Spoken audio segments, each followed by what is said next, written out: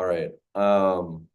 This is our Just got done watching the Actually, Lorax just now. Just Watched right it. now at This this second. time zone. we got an adaptation of a classic book about environmentalism and I know kind of it's- how Forgot about that. the next generation can shape a better future that the last one left off. Um, really interesting movie. I mean, it's a kids movie, obviously, so a little bit harder concepts to like glean, like just on a surface level. Mhm. But I think we got some really good stuff to think about. The big one that was kind of really jogging through my mind was how the normative theories that we kind of think about in economics would really like care about environmentalism. What? Did you say economics? Oh, in ethics. My Yeah. speech bad. Because I feel like out of all three of these, um, I think Aristotle would one. I think he'd disagree with the Onceler's decision because the Onceler had a seed for one of the plants after he cut down all of them, right? And the Onceler kept that seed only for the next generation, a little boy who came up, and gave it to him to plant. I think Aristotle would disagree. I think this would be definitely against Aristotle because Aristotle is all about forming the character and like literally it's like a negative character arc. It's like, yeah, he starts out like kind of okay and he's like friends with all the animals and stuff, but like, yeah, by the end he's like, I'm not that bad. Yeah. I'm not that Well, because bad. it's like he goes from like bad and regretful and then like Mhm. shame. So it just gets like down, down, down. And Aristotle's like the biggest guy on preaching that like your journey to being to a eudaimonia, right, is just a lifelong thing. Exactly. And you can start at any time. Yeah. Either whether it's early or late. Yeah. Right. And so I would wonder, would Aristotle disagree with the decision, or would he think that maybe this is the starting point of him reaching eudaimonia? Yeah. I think mean, he would probably say it's the starting point since you can. I mean, since you can start whenever, according to Aristotle, you can start whenever. So it's just like wherever you choose to start living your life and start chasing that eudaimonium is when the journey starts really. Well, I mean, I think the point also is sort of the Onceler is giving it to this kid who represents sort of the new generation and who has a lot more potential to like do good with this seed and change the course of actions, while the Onceler kind of is the reason why they're in this whole situation in the first place. So by passing this sort of off to someone who can possibly do more, the Onceler might be making the sort of more Aristotelian decision here. Mm.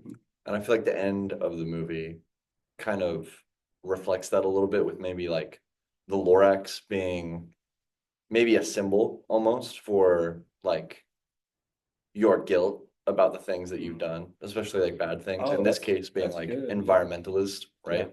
Because when the Onceler's at his lowest and becomes like truly the Onceler, right? The Lorax is gone, right? But once the Onceler is able to kind of forgive himself and do a good deed by passing the next generation, giving them a better future, I think that the Lorax kind of comes back, and it's a good symbol of like being able to do what Aristotle like preaches, which is like live virtuously and do like the right thing for yourself.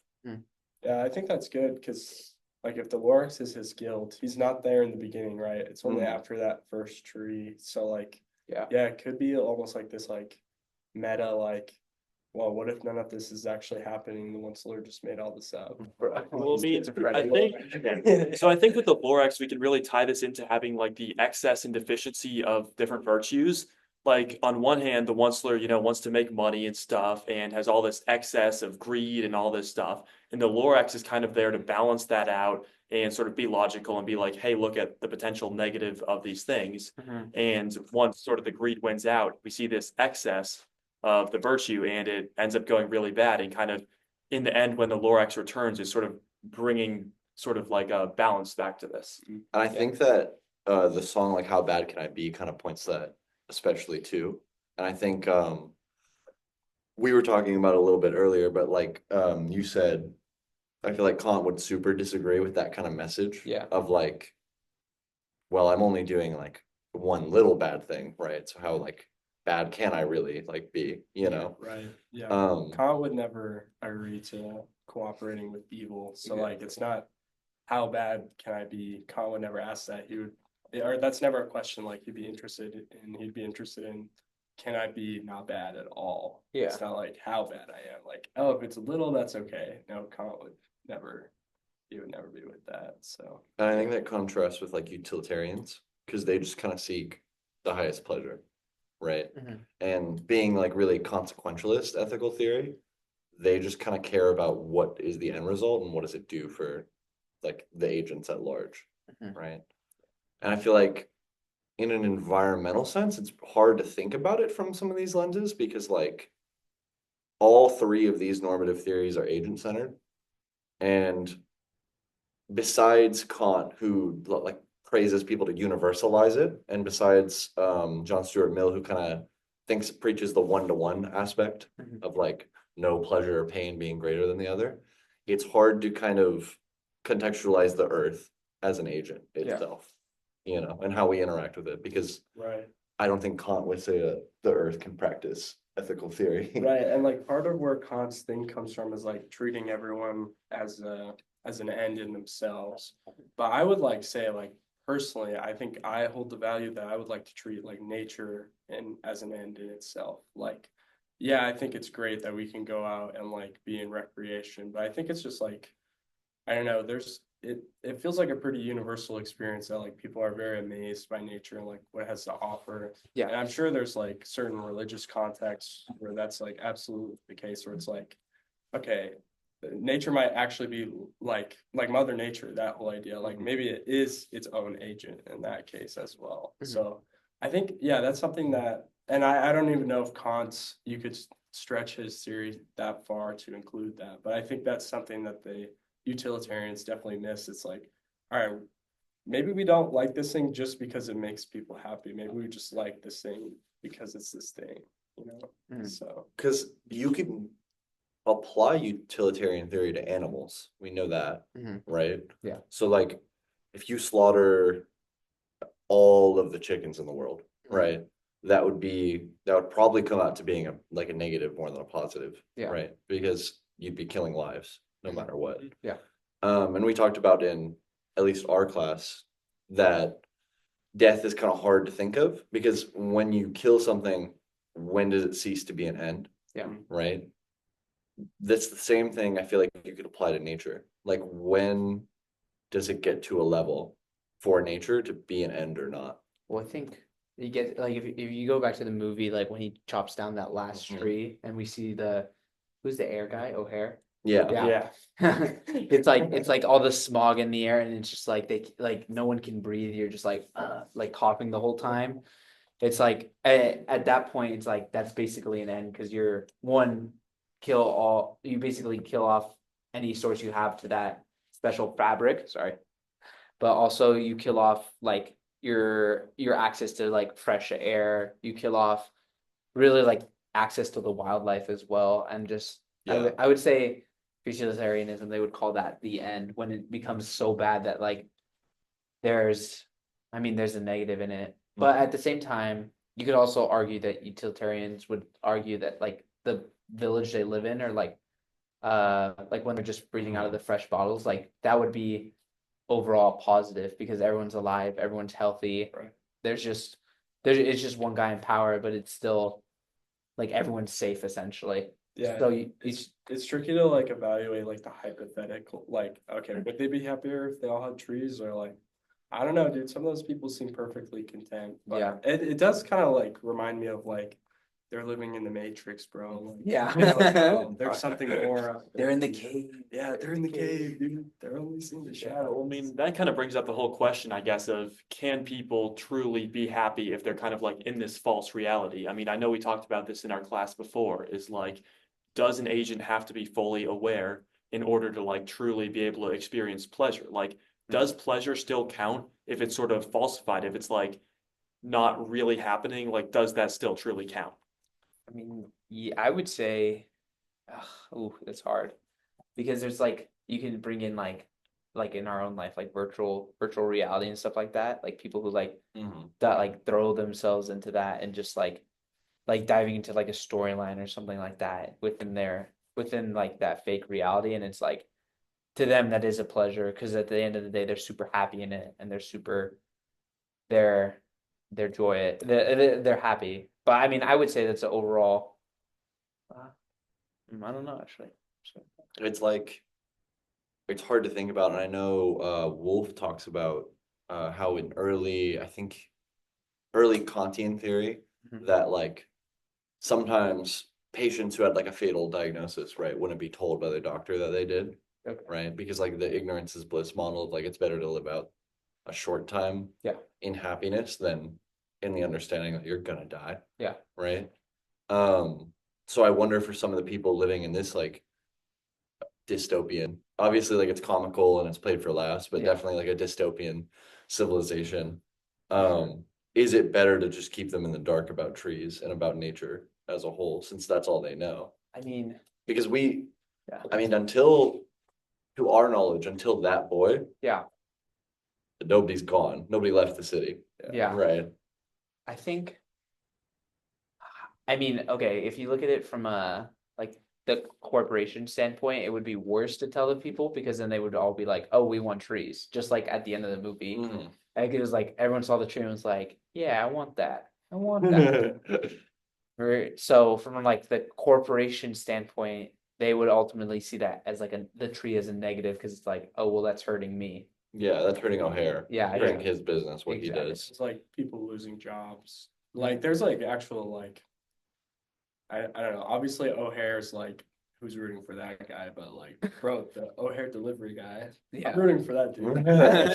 And like, The guy in the yo, overalls. we can tell like at the beginning of the movie, there's like ignorance about trees as a whole. Cause like the mom, right, is like, oh, like who cares about a tree? You Yeah. gotta plant it in dirt, you gotta water it, and like who needs that, you know? Exactly.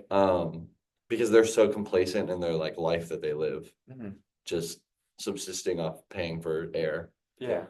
And we really don't think about like how insane that is. Yeah, but I mean, at the same time, we can see that the lack of trees is having like a real world effect on these people. Like the fact that the air is so bad that they have to spend all this money to buy like bottled air, like Yeah, I wonder how the much lack it of trees costs. is clearly having a negative effect on their health. You can set any price for it too, Yeah, because you just die. because you have if market don't It's have it. demand. necessary. You Yeah. have the market supply. Um, To use some econ terms. but I think like I'd wonder too, like, what do you think Kant would think about? Obviously, intent matters and duty matters. Yeah. Right. I think that the kid, at least at the start of the movie, Yeah. Oh yeah. didn't have the right intent to do a good deed. Oh yeah, because he was just it was- trying to do it yeah, for the dude. girl. Well, Yeah. he was motivated just by You could say the love the girl. interest. yeah, but you could Taylor say Swift. was it? Oh yeah, Taylor Yeah. Swift. You could say it was a good deed because he wanted to make her happy, though. It wasn't like a universal good deed. No, Yeah, but like say that girl had like wanted something else, he would have gone that. You know, like say she You wants think so? say she wants like a tortoise shell or something, he'd be like, sweet, I'm gonna go kill a tortoise for her. Well, yeah, because he Yeah. one didn't know about the needs Yeah. trees, and two, he didn't care about them Mhm. until that girl did that painting and showed him, right? And he was Yeah. like, "Let me go look for one of those," Mhm. right? Mhm. Because he's like purely motivated by just like young romance, Yeah. essentially. But at the same time, it's like we don't know how far he would have gone. Like because he didn't know about trees or anything like that. He's like, Mhm. oh, it's just a like it's just this it thing. definitely seems like he go like at the end he's doing it out of duty, right? Because Yeah. he like Yeah. stands up and defends it in front of everyone. But it is like pretty late in the game because he doesn't have that dream about the girl like the night before Yeah. he plants the tree. Which honestly, I that's thought like it L was- move on him, bro. Why are you not planting? No, that? Yeah. I thought that was like I think that's during his- before he gets the seed. that was before Is it? even that was Yeah, before because the Onceler, that's like during before Onceler. his first Onceler visit. I should Yeah. say. Yeah. Because he was like, oh, I want the tree so bad. And I think after the Onceler story, which is like the cautionary tale mentioned in the book, but Yeah. like played out in the movie, I think he gets the right sense of duty. I would say it's more. I'd say it's like right before the guards see him leaving again. You know, Okay. because before it was like, I mean, it was easy to sneak out. He's like he had full access to sneak out. There was no risk for him. But once the risk was involved when they were like, we're watching you, like you can't leave. Then it was like, then he's like, well, it was like he developed that sense of duty where he still kept doing it even though there was a risk. Yeah, it would there. Yeah, there would be like significant consequences to him like further pursuing it. Exactly. How do you kind of feel about his intent? I mean, I feel like his intent at the beginning definitely is kind of for the wrong reasons. Like Khan would definitely disagree with that sort of intent he has. But once he hears the story, once he starts doing it out of this sense of duty for sort of the people of the town, at that point his intent definitely is correct. Yeah. But I mean, how do you think the sort of utilitarians would think of this? Because the utilitarians are all about the consequences. So for them, the intent doesn't really matter. I mean, do you think they would sort of view this differently? How his intent changes? I think like if we were to consider utilitarian is, like the consequences would be people losing jobs, one, and like a whole like way of life almost being disrupted because they're so used to thriving on air and like, I mean, I'm guessing from like a monopoly standpoint, it would be like that guy provides all the like most of the jobs for the towns, whether it be like marketing for the water or not water, the oxygen or delivering the oxygen or even just like installing the different the fake trees and stuff like that. It's like he probably supplied a lot of jobs, so there would be a major consequence of like people losing their jobs and having to change a whole way of life. Yeah, it's hard to play the hypothetical game though, because you're like, well, if they can go outside, that probably increases like the amount of jobs you can have, right? Like some sort of like travel is probably now possible, maybe like some sort of agriculture as well. So True. I think it's hard to play the hypotheticals either way. But I do think like from the perspective of like the main character, I do think the utilitarians would be like, yeah, that's good. Yeah. You're good, bro. Like Yeah. as long as it's maximizing happiness, hands off. Like you're 100%. Because you're healing, because you're healing. Like I think You're they had like a healing nature. radiation kid. Yeah. Bro, yeah, that's the one I was thinking about. Like, just like the kid being radiated, it's like Can't you're swim in the helping water. that out. Yeah. People can go outside, like you said, to enjoy, like just enjoy fresh. Yeah, fresh. it's interesting. I wonder if there's like a scenario where the utilitarians would value doing something for the right thing. Like maybe the only scenario I could think of is maybe like, what if you told someone why you did something and it wasn't for the right reason and that gave them pains? Would you then want to do something for the right reasons? Like, Yeah, like if I say I hang out with a kid, right? And I'm like, I think that he's like lonely, Yeah. right? And he has like no friends. yeah, And I hang out with him, right? And then I become his friend by proxy and I bring him like pleasure through that, Yeah. right? But then I tell him, I'm like, yeah, I only became friends with you because I didn't think you have friends. Yeah, that would be a pain. right. Like, Yeah, bro. how Yeah, would how would he interpret that, you know, I mean, consequentially? yeah. I guess they might just say like, just don't tell them. Yeah. Yeah. They'd They'd be like, would "Why'd you say it?" no, Yeah, Yeah. because it's not That's all you maximizing do. pleasure. yeah. So there wouldn't be a point Yeah, in it. it's interesting that like it does seem like something's lost. Like the intent definitely matters, and not just because it gives happiness to people for sure. So Yeah. But it's kind of interesting how much we got to think critically through the normative lens on these, because like in my mind, like the ethics of care model that we've seen, Yeah. I feel like would just kind of be like, yeah, protect the environment. I feel It's like, like it would think about it contextually. yeah, ethics of care would definitely depend on the context of the situation. But Then I feel like ethics of care would definitely be more concerned with like people's livelihoods, just on a general sense. yeah, but you could also argue they would be okay with the like dystopian future because everyone's livelihood was technically safe. There was no. One could were argue. they? I mean, look at the radiation kid. hey, bro, we don't know. He could be living. And the in issue, Yeah, the issue he too is seemed that, like, fine. there's a lot of heavy subjects like in theory to think about Yeah. that are just all played comedically, Yeah, Yeah, Right. That's they're not Um, serious, but that's what's good about it. because it is like a kid's movie, Yeah. you know. And at the end of the day, you're gonna think about it. You might be like, "Oh, dang, that kid's got terrible radiation sickness. Yeah. If he's mutating, turning into a glowing, And then he can infect other people. yeah, like something bad could happen, you know." And everybody's coughing. Nobody is And- chilling. The and- quality of life probably blows, you know. Yeah.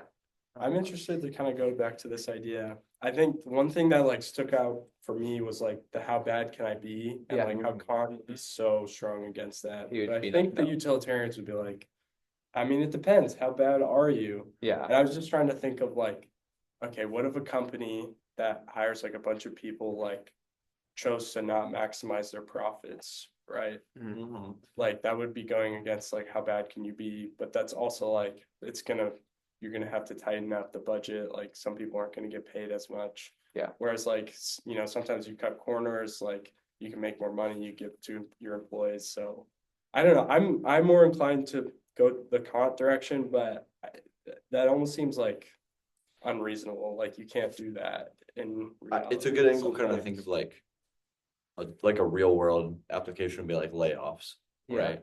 Like say a company's struggling and the first thing they think of is, well, we gotta cut costs. So easiest way to cut costs, your labor is gonna be the Right. most expensive part. Yeah. Right. Exactly.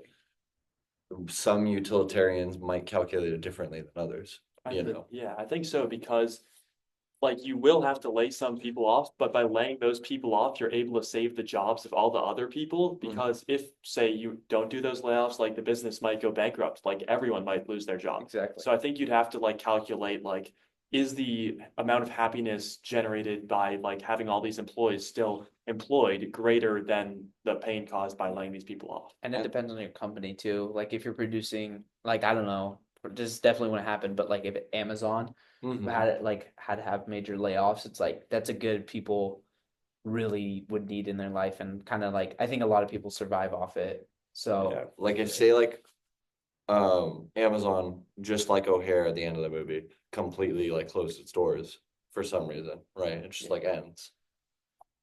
How then do people's lives get affected, in the long run? like Because at the end of the Like, it's day, just- like like if they just shut off like using like they were just like no more app, bye bye. the app's gone, delivery's gone.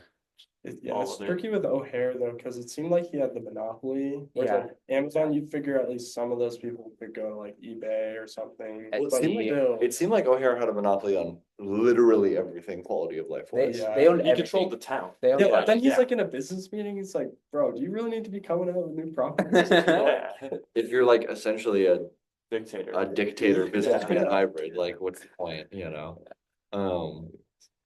Back to the utilitarian question, the one you asked about, like, shoot, I'm forgetting it now. Yeah, like, is it okay to cut corners or like to cooperate with evil Well, I think in business specifically? I guess. I think there's like a good part in the movie where it like shows that where like the family comes in Mhm.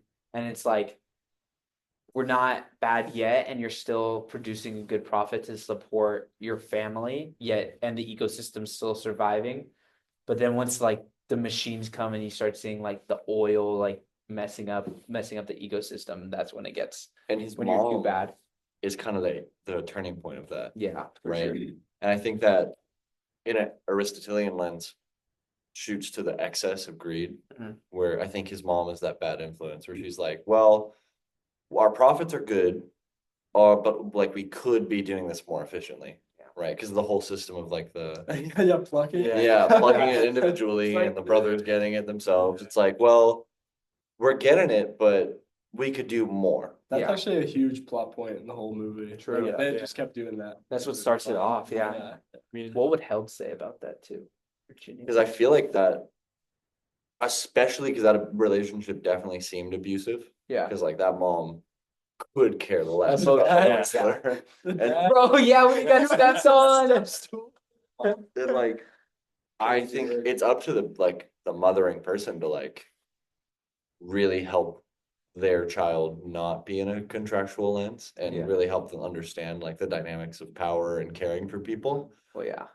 And seeing his mom be a really bad analog for that, I feel like Held would not agree at Yeah. all. Held would definitely say she's a What bad type mom. of argument do you think would be like Kant, Aristotle, utilitarian? What do you think the argument for the Onceler doing what he did?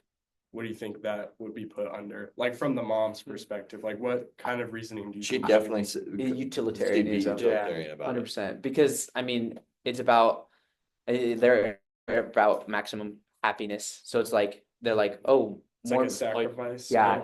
Yeah. because Like, will this product make people happier? Like, It is did- having and it this did. product making people happier than having the trees? It It's made like a, people's- yeah. it made people's lives easier, made them happier, and then also it was like less pain for them because it was like you said, they were plucking them out one by one, so it was like more of a pain to get it than it was a pleasure. Mhm. Versus now it's like kind of a pleasure, just like, oh, cut it down, Yeah. cut it down, we're all good. And what is weird to me though is that like even in a business that uses like resources that like are sustainable but like slowly sustainable, like lumber, for example, Mhm. they make a concerned effort to replant as Yeah. much as they take, right? And the things they have seeds, Yeah. at least one, you Yeah. know. Yeah. So like, did it never occur to them at any point to like, Replant. Maybe they killed all the replanting just because of the I don't know. they killed so much more that they couldn't even replant? Yeah, they to- killed so much of the ground because it was like lush and green in the beginning, and then even when the first tree fell, it was still green. Oh, like the Yeah. soil and yeah, stuff. the soil. Well, Yeah. Like the soil kind of got fucked. Yeah, I think that's the point is they cared so little, like they didn't bother replanting. Because I mean, if they really cared that much, they could have just continued the plucking. But like the point is they had so little regard for the environment, they wouldn't do any steps for it. I think we're good. I think like ending thoughts Ending thoughts. would definitely just be like, I really want to see what the normative theorists think about environmental related issues, because Yeah. I mean, Aristotle wasn't in an era where environmentalism was really I that big of a honestly thing. think, I don't know if any of them would, because I think the most recent one is Mill, and that might have been It was like pre-industrial early industrial age. age. Yeah. Yeah. Like none of these people had the right context, as Virginia Held says, in like non-contractual understanding to like even think about something I like think that. we could just theorize. Like that's the best we can do. Yeah. Like Kant would be like, oh well, this would just screw everyone over, so Mhm. let's not do it. But yeah, we can only theorize because they don't deal with it. I don't know, Kant might hate it though. He stayed in his hometown his entire life. He Really? never left. Yeah. Ooh. Never wanted to leave. So he might be like, This is a yeah, who cares loner. about the And I mean, like environment? some of these guys would preach or think theory that they would disagree with themselves, Yeah. Right. right? Like Kant was super sexist Yeah. Yeah. as a guy who cared so much about doing the right thing with But the that's right not the. intent.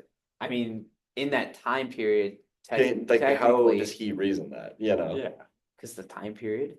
But still, he's saying one thing and he's acting completely different. Like, But like, if you look at it like I'm not arguing. Yeah. This is gonna sound really bad. But I assume that maybe the context of his time Yeah, because just directly influenced the it. context of a situation definitely makes a philosophy.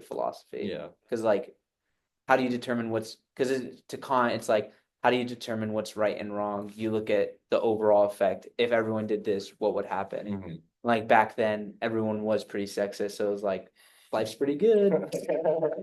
And then now it's like, Yeah. sexism's no good. So we'd say, That yeah, could be a fault in the system too, though. It's like sometimes maybe like the status quo is like not what we should be looking for too. Like I remember thinking about this in like our video submission. Is like one of the questions was like, can you be politically disengaged and like have it not be a logical contradiction? And I was like, I don't know, bro. Like North Korea, I don't think they're that politically engaged. No. And they seem okay, but like that, I don't know if that's like, I don't think anybody would strongly desires to be like North in a North Korea, Korea yeah. type. Well, because I feel like that's the big adage of like legality is not morality. Yeah, Because yeah, slavery was legal at the time. yeah, Segregation ran rampant until like 1967, Yeah, I like think. 50 years ago. Yeah, which is very modern enough that most grandparents probably know of it, yeah, right? Or lived through it as a kid. 100%. Like you need to separate legality because legality is always contextual and cultural Yeah. from morality, Yeah. right? Mhm.